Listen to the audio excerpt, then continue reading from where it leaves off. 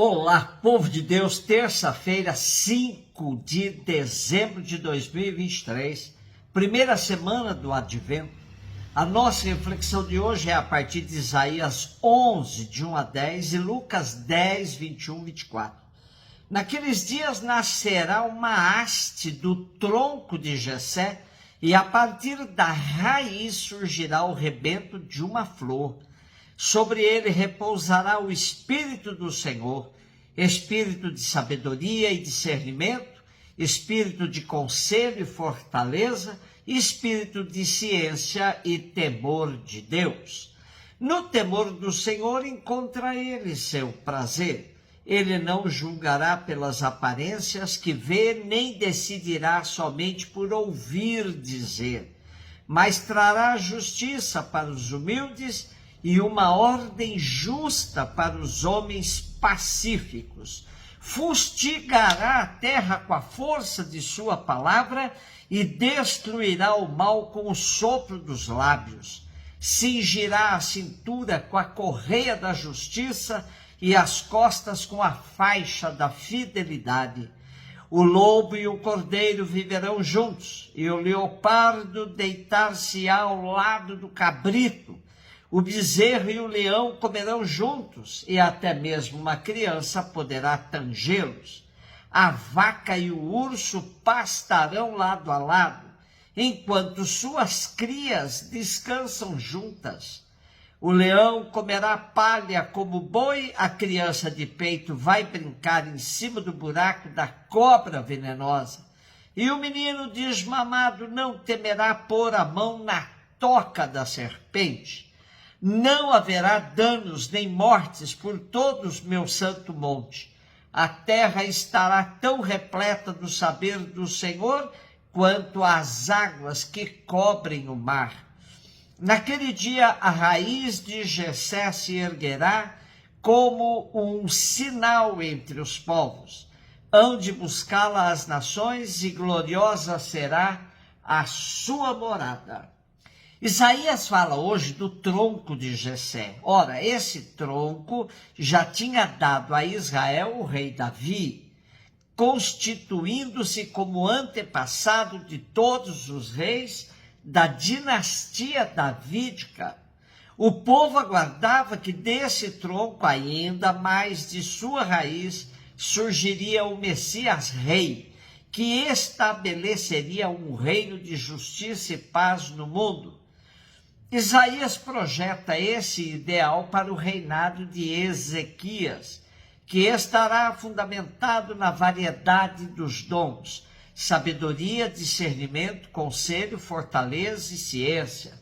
Desta forma, ele estará apto para exercer o poder com justiça, provocando o apaziguamento de forças contrárias, de inimigos históricos. Esse será o contexto ideal onde o conhecimento do Senhor será pleno. O Segundo Testamento verá no projeto de Jesus a concretização dessa profecia. É a partir de Jesus que o mundo conhecerá essa ascensão de Israel, para onde virão todas as nações para se congregarem em torno do conhecimento do Senhor.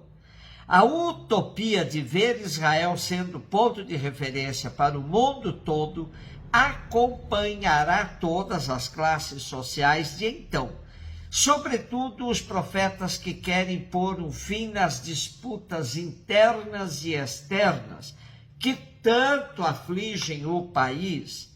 Porém, conhecendo a história, sabemos que é uma utopia que nunca se concretizará na íntegra, devido às infidelidades dos reis de Israel, que governarão sempre de costas às verdadeiras necessidades do povo.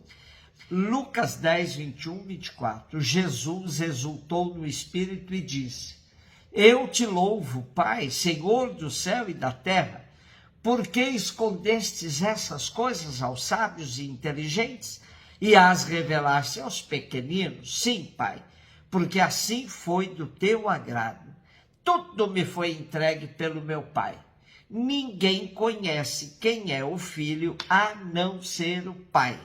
Ninguém conhece quem é o Pai a não ser o Filho, e aquele a quem o Filho o quiser revelar. Jesus voltou-se para os discípulos e disse-lhes em particular: felizes os olhos que veem o que vós vedes, pois eu vos digo que muitos profetas e reis quiseram ver o que estáis vendo e não puderam ver, quiseram ouvir o que estáis ouvindo e não puderam ouvir. O sonho dos profetas é realizado com a vinda de Jesus, mas nem todos o veem como o cumpridor das profecias. Sobretudo as autoridades de Israel não acreditaram que o Messias Rei possa ser esse homem de Nazaré, que anda com os pobres, que come com os pecadores, que conversa em praça pública com prostitutas e cobradores de impostos, que toca em leprosos e se sente bem no meio dos descartados da sociedade. Não era esse tipo de messianismo que eles esperavam.